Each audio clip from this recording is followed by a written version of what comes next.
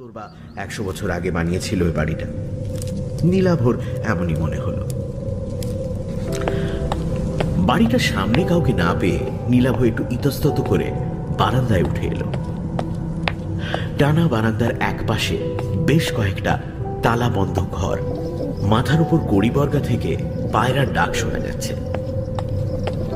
বারান্দায় উঠেও কাউকে না দেখতে পেয়ে নীলাভ হাঁক দিল, বলছি বাড়িতে কেউ আছেন? আমি কলকাতা থেকে এসেছি, কেউ আছেন? বার কয়েক হাঁক দেবার পর বারান্দার শেষ প্রান্তের একটা দরজা খুলে গেল। একটা লোক সেই ঘর থেকে বেরিয়ে ধীর পায়ে এসে দাঁড়ালো নীলাভর সামনে। বছর 50 হবে লোকটা। মাঝারি গড়ন, মাথায় কদম ছাড় চুল, পরনে ধুতি আর ফতুয়া, খালি পা। লোকটা সম্ভবত স্থানীয় দেহাতি মানুষ। নীলাভকে দেখে মৃদু বিস্মিত ভাবে সে প্রশ্ন করল, কি চাই? প্রশ্নটা কিন্তু সে বাংলাতেই করল। নীলাভ জবাব দিল, নমস্কার, আমি কলকাতা থেকে আসছি।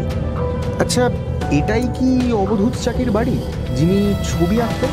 লোকটা উত্তর দিল, হ্যাঁ, উনারই বাড়ি, তবে উনি তো নেই। নীলাভ বলল, হ্যাঁ সেটা জানি, কিন্তু আপনি? আমার নাম মিছরিলাল। এক সময় বাবু মানে আপনাদের অবধূত চাকির দেখাশোনা করতাম। উনি মারা যাওয়ার পরে বাড়িটা দেখাশোনা করি। বাবু তো বিয়ে করেননি, মরার আগে আমার নামে বাড়িটা কাগজ দিয়ে গেছিলেন। নীলাভ বলল, আচ্ছা, তবে আপনি এখন এ বাড়ির মালিক, এ বাড়িতেই থাকেন? তা বলতে পারেন, তবে আমি রাতে এখানে থাকি না। 2 মাইল দূরে আমার গাঁও, ওখানে থাকি। আপনি কেন এখানে এসেছেন বলুন তো? আসলে আমি ওর আঁকার খুব ভক্ত।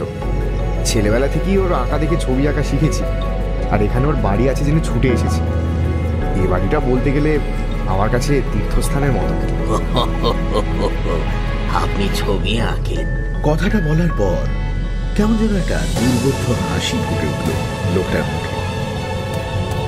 নীলাভ বলল, আচ্ছা, এই বাড়িতে নিশ্চয়ই ওর আঁকা ছবি আছে, আমাকে দেখাবেন সেগুলো?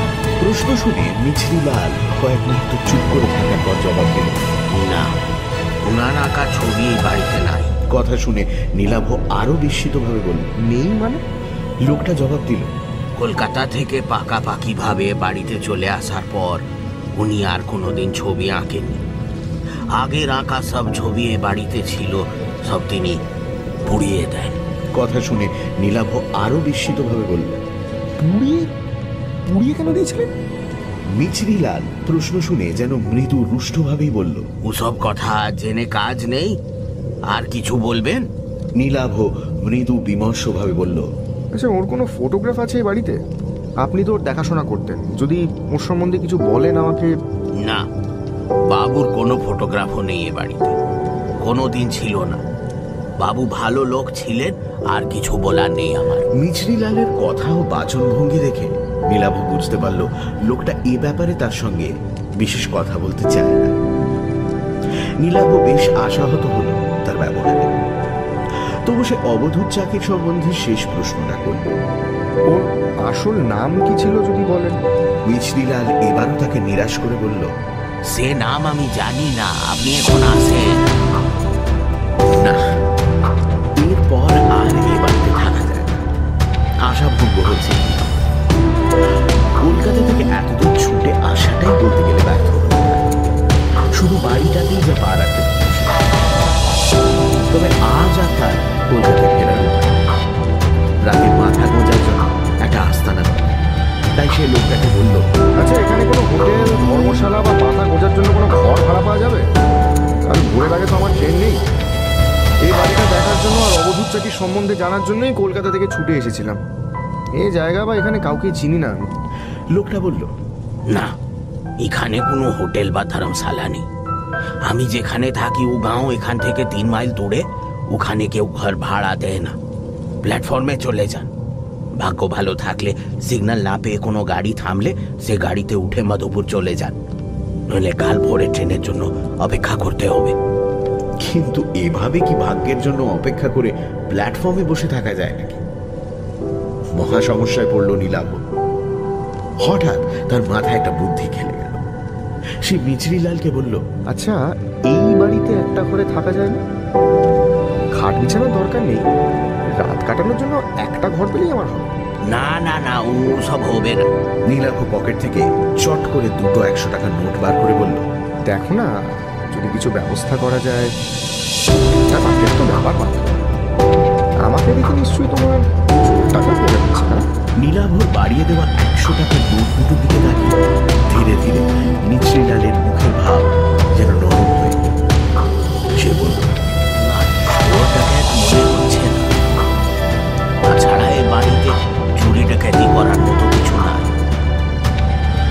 সেই সময় বাবু আমদানি ছিল না, বাড়ির জিনিসপত্র বেচেই তিনি খেলেন। কিন্তু আমি তো বিকেল হলে ফিরে যাব, আপনি একেলে বাড়িতে। যদি তার মনের ভাব আবার কঠিন হয়ে যায়, তাই মিছরিলালকে আর কথা শেষ করতে না দিয়ে নোট দুটো তার হাতে গুঁজে দিয়ে নীলাভ বলল, না না, একলা থাকতে আমার কোনো অসুবিধা হবে না। কোন ঘরে থাকবো? মিছরিলাল একটু দোনামোনা করে শেষ পর্যন্ত বলল, ঠিক আছে, আসুন, আমি যে ঘরে থাকি সে ঘরেই থাকবেন। বারান্দা দিয়ে একটু এগিয়ে নীলাভকে নিয়ে একটা ঘরে ঢুকলো মিছরিলাল। আসবাব বলতে ঘরের মাঝখানে একটা তক্তপোষ রাখা আছে, আর ঘরের কোণে রাখা আছে একটা কুঁজো আর গ্লাস। খোলা জানলা দিয়ে বাইরের জমিতে কাশবন দেখা যাচ্ছে। নীলাভর ব্যাগে চাদর, মোমবাতি, বেশ কয়েকটা বিস্কুটের প্যাকেট রয়েছে। একটা রাত নীলাভর এখানে থাকতে বিশেষ সমস্যা হবে না। মিছরিলাল তাকে ঢুকিয়ে ঘরের বাইরে নিয়ে গেল। বিকেল পর্যন্ত সময়ে কিছুটা সময় ঘুমিয়ে আর কিছুটা সময় একটা গল্পের বই করে কাটিয়ে নীলাভ। বিকেল বেলা সূর্যের তেজ কমলে নীলাভর মনে হলো বাইরে থেকে একবার ঘুরে আসে। ঘরের বাইরে বারান্দায় বেরোতে নীলাভ দেখতে পেল মিছরিলাল দাঁড়িয়ে আছে। নীলাভকে দেখে বলল, আমি এখন ফিরে যাব। বারান্দা থেকে একসঙ্গেই বাড়ির বাইরে নেমে এলো তারা দুজন। মিছরিলাল অন্যদিকে চলে যেতে গিয়েও একটু থমকে দাঁড়িয়ে প্রথমে বলল, अंधेरा होने के पहले लौट आइएगा, রাতে ঘরের বাইরে বেরোবেন না। কেন? এখানে চোর ডাকাতের উপদ্রব আছে নাকি? नहीं, वो नहीं, पर তবে কি ভূত প্রেতের ভয়? আমার কিন্তু ওসবে একদম বিশ্বাস নেই। কথাটা শুনে কয়েক মুহূর্ত নীলাভর দিকে তাকিয়ে রইল মিছরিলাল। তারপর ধীরে ধীরে এগোলো তার গ্রামে ফেরার জন্য। নীলাভ এগোলো তার উল্টো দিকে, যেদিকে রেল স্টেশন আছে সেই দিকে, যদি কোনো লোকজনের দেখা মেলে সেই আশায়। প্ল্যাটফর্মে উঠে এলো নীলাভ, কিন্তু একই রকম জনশূন্য রেল স্টেশন, একটা লোকও নেই কোথাও। তবে দিন শেষের আলোতে বেশ সুন্দর লাগছে চারপাশ। দিগন্ত বিস্তৃত কাশের বন রাঙা হয়ে উঠেছে বিদায়ী সূর্যের আভা। মৃদু বাতাসে তাদের মাথাগুলো দুলছে। রেল লাইনের মাথার উপর বিদ্যুতের তারে দোল খাচ্ছে ফিঙের চাঁদ। এগিয়ে বেঁকে একসময় ছোট হতে হতে হারিয়ে গেছে দুপাশে দেশ। নির্জন প্ল্যাটফর্মে একটা বেঞ্চে এসে বসলো নীলাভ। তার মনে হলো হয়তো বা এরকম বিকেলে এখানেই বসেছিলেন। এখানে বসেই হয়তো তিনি তার ছবির কথা ভাবতেন। বাড়িটাতে তার কোনো ছবি না পেলেও বাড়িটা তো দেখা হলো নীলাভর, সেটাই বা কম কি। পরদিন ভোরে বাড়িটা ছাড়ার সময় মোবাইল ফোনের ক্যামেরায় বাড়িটার একটা ছবি তুলে রাখতে হবে। মনে মনে নানা কথা ভাবতে লাগলো নীলাভ।